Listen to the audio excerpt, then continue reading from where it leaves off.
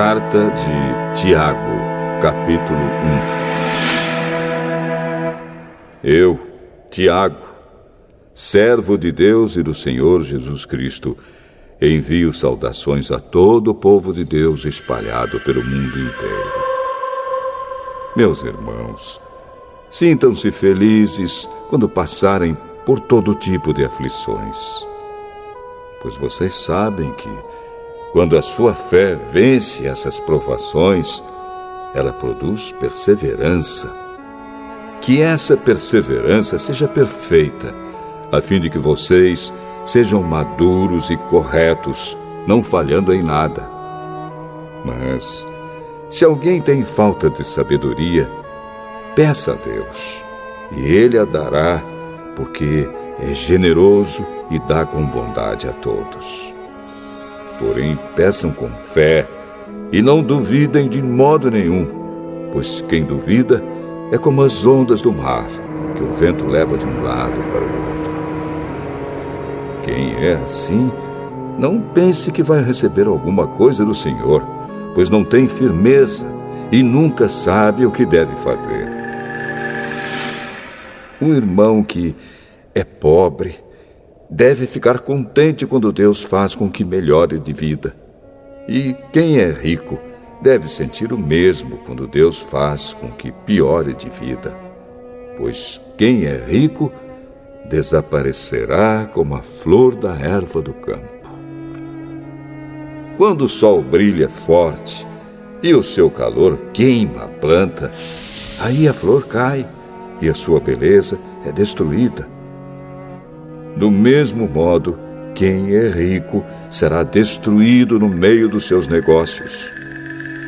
Feliz é aquele que nas aflições continua fiel, porque depois de sair aprovado dessas aflições, receberá como prêmio a vida que Deus promete aos que o amam.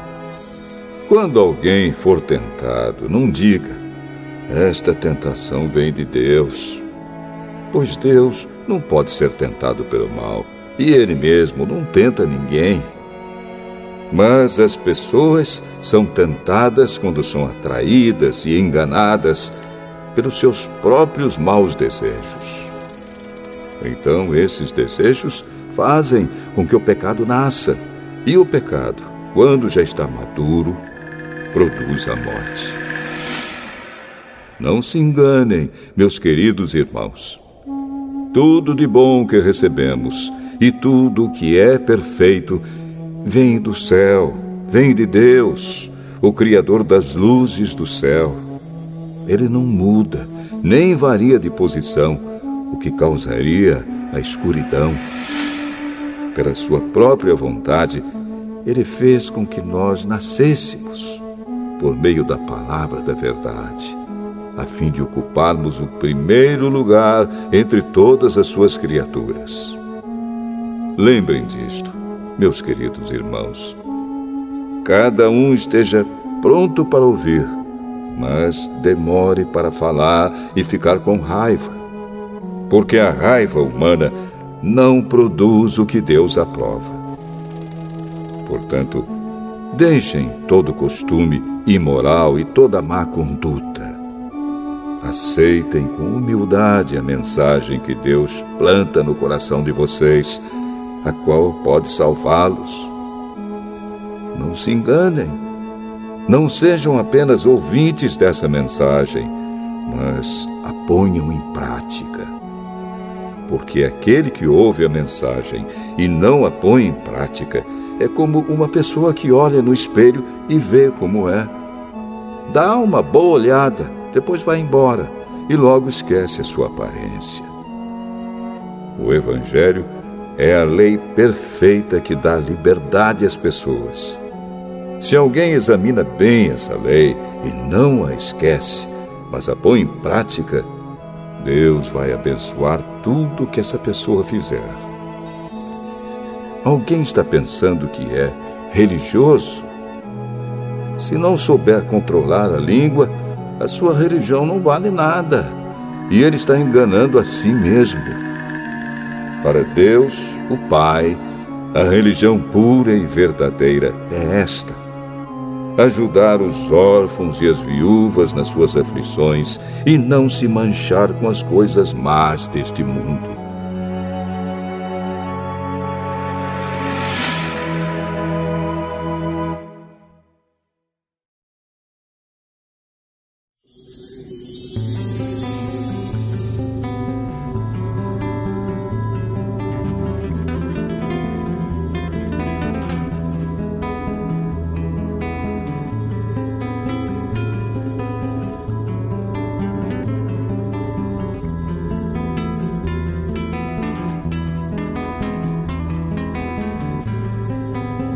Tiago, capítulo 2. Meus irmãos, vocês que creem no nosso glorioso Senhor Jesus Cristo, nunca tratem as pessoas de modo diferente por causa da aparência delas. Por exemplo, entra na reunião de vocês um homem com anéis de ouro e bem vestido, e entra também outro, pobre e vestindo roupas velhas. Digamos que vocês tratam melhor o que está bem vestido e dizem: este é o melhor lugar, sente-se aqui. Mas dizem ao pobre: fique de pé, ou sente-se aí no chão, perto dos meus pés. Nesse caso, vocês estão fazendo diferença entre vocês mesmos e estão se baseando em maus motivos para julgar o valor dos outros. Escutem, meus queridos irmãos. Deus escolheu os pobres deste mundo para serem ricos na fé e para possuírem o reino que Ele prometeu aos que o amam. No entanto, vocês desprezam os pobres. Por acaso, não são os ricos que exploram vocês e os arrastam para serem julgados nos tribunais? São eles que falam mal do bom nome que Deus deu a vocês. Se vocês obedecerem à lei do reino, estarão fazendo o que devem, pois nas Escrituras Sagradas está escrito: ame os outros como você ama a você mesmo. Mas, se vocês tratam as pessoas pela aparência, estão pecando, e a lei os condena como culpados. Porque quem quebra um só mandamento da lei é culpado de quebrar todos. Pois o mesmo que disse: não cometa adultério, também disse: não mate. Mesmo que você não cometa adultério, será culpado de quebrar a lei se matar. Falem e vivam como pessoas que serão julgadas pela lei que nos dá a liberdade. Quando Deus julgar, não terá misericórdia das pessoas que não tiveram misericórdia dos outros. Mas as pessoas que tiveram misericórdia dos outros não serão condenadas no dia do juízo final. Meus irmãos, que adianta alguém dizer que tem fé se ela não vier acompanhada de ações? Será que essa fé pode salvá-lo? Por exemplo, pode haver irmãos ou irmãs que precisam de roupa e que não têm nada para comer. Se vocês não lhes dão o que eles precisam para viver, não adianta nada dizer que Deus os abençoe, vistam agasalhos e comam bem. Portanto, a fé é assim. Se não vier acompanhada de ações, é coisa morta. Mas alguém poderá dizer: você tem fé e eu tenho ações. E eu respondo: então me mostre como é possível ter fé sem que ela seja acompanhada de ações. Eu vou lhe mostrar a minha fé por meio das minhas ações. Você crê que há somente um Deus? Ótimo! Os demônios também creem e tremem de medo. Seu tolo! Vou provar-lhe que a fé sem ações não vale nada. Como é que o nosso antepassado Abraão foi aceito por Deus? Foi pelo que fez quando ofereceu seu filho Isaque sobre o altar. Veja como a sua fé e as suas ações agiram juntas. Por meio das suas ações, a sua fé se tornou completa. Assim aconteceu o que as Escrituras Sagradas dizem. Abraão creu em Deus e por isso Deus o aceitou. E Abraão foi chamado de amigo de Deus. Assim, vocês veem que a pessoa é aceita por Deus por meio das suas ações e não somente pela fé. Foi o que aconteceu com a prostituta Raabe, quando hospedou os espiões israelitas e os ajudou a sair da cidade por outro caminho. Deus a aceitou pelo que ela fez. Portanto, assim como o corpo sem o espírito está morto, assim também a fé sem ações está morta.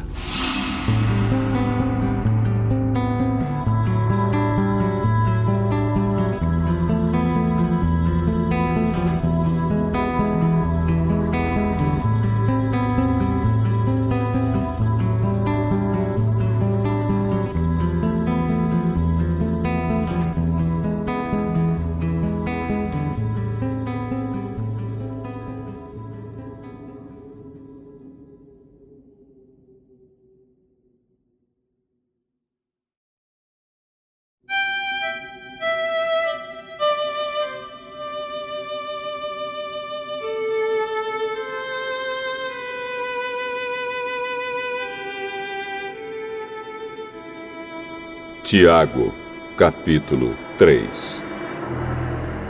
Meus irmãos, somente poucos de vocês deveriam se tornar mestres na igreja, pois vocês sabem que nós, os que ensinamos, seremos julgados com mais rigor do que os outros. Todos nós sempre cometemos erros. Quem não comete nenhum erro no que diz é uma pessoa madura, capaz de controlar todo o seu corpo. Até na boca dos cavalos colocamos um freio para que nos obedeçam e assim fazemos com que vão aonde queremos. Pensem no navio. Grande como é, empurrado por ventos fortes, ele é guiado por um pequeno leme e vai aonde o piloto quer. É isto que acontece com a língua. Mesmo pequena, ela se gaba de grandes coisas. Vejam como uma grande floresta pode ser incendiada por uma pequena chama. A língua é um fogo. Ela é um mundo de maldade, ocupa o seu lugar no nosso corpo e espalha o mal em todo o nosso ser. Com o fogo que vem do próprio inferno, ela põe toda a nossa vida em chamas. O ser humano é capaz de dominar todas as criaturas e tem dominado os animais selvagens, os pássaros, os animais que se arrastam pelo chão e os peixes. Mas ninguém ainda foi capaz de dominar a língua.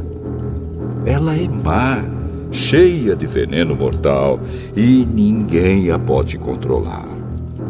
Usamos a língua tanto para agradecer ao Senhor e Pai, como para amaldiçoar as pessoas que foram criadas parecidas com Deus.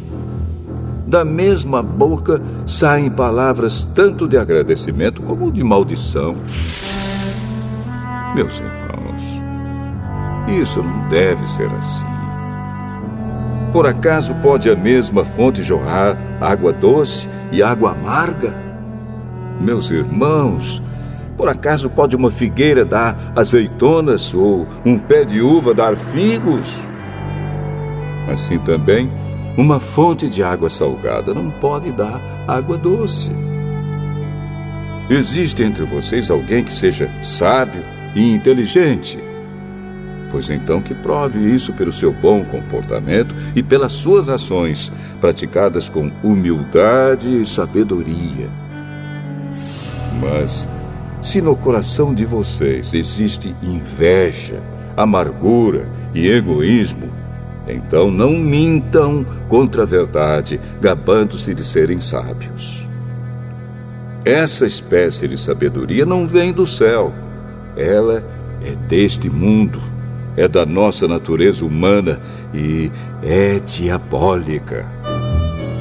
Pois onde há inveja e egoísmo, há também confusão e todo tipo de coisas más. A sabedoria que vem do céu é, antes de tudo, pura, e é também pacífica, bondosa e amigável. Ela é cheia de misericórdia, produz uma colheita de boas ações, não trata os outros pela sua aparência e é livre de fingimento.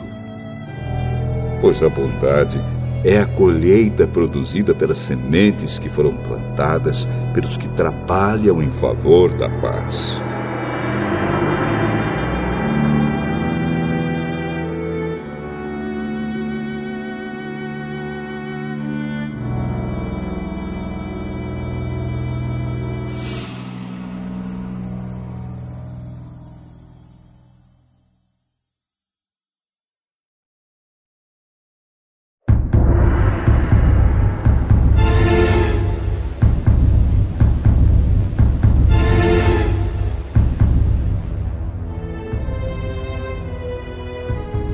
Tiago, capítulo 4.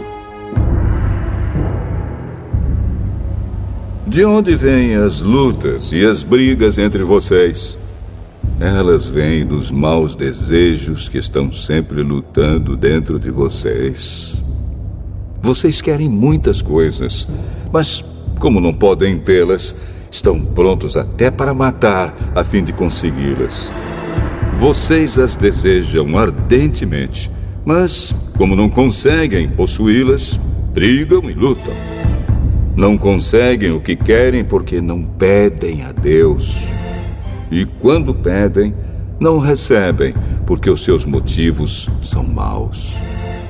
Vocês pedem coisas a fim de usá-las para os seus próprios prazeres. Gente infiel, será que vocês não sabem que ser amigo do mundo é ser inimigo de Deus?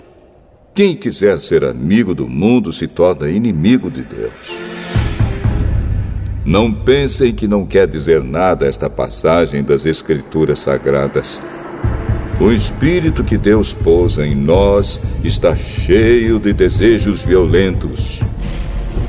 Porém, a bondade que Deus mostra é ainda mais forte, pois as Escrituras Sagradas dizem: Deus é contra os orgulhosos, mas é bondoso com os humildes. Portanto, obedeçam a Deus e enfrentem o diabo, que ele fugirá de vocês. Cheguem perto de Deus e ele chegará perto de vocês.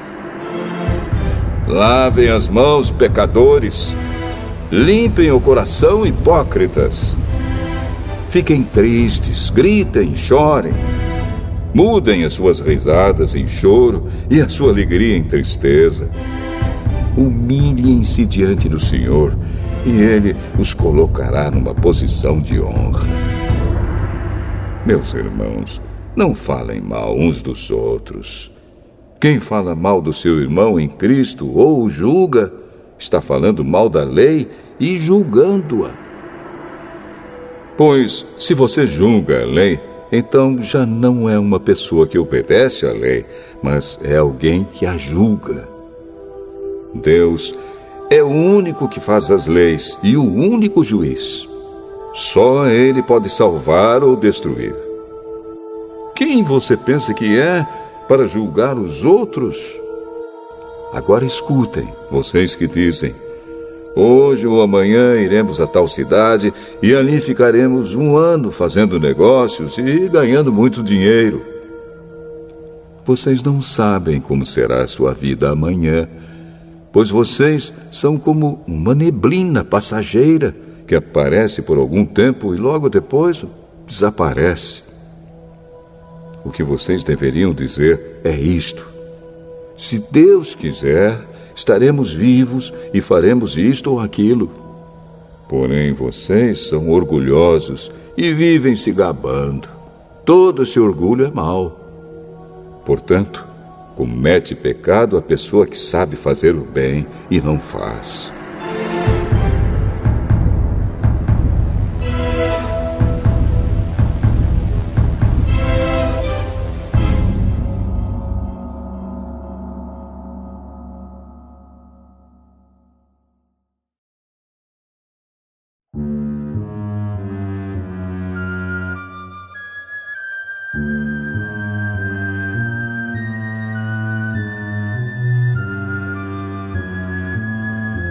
Tiago, capítulo 5.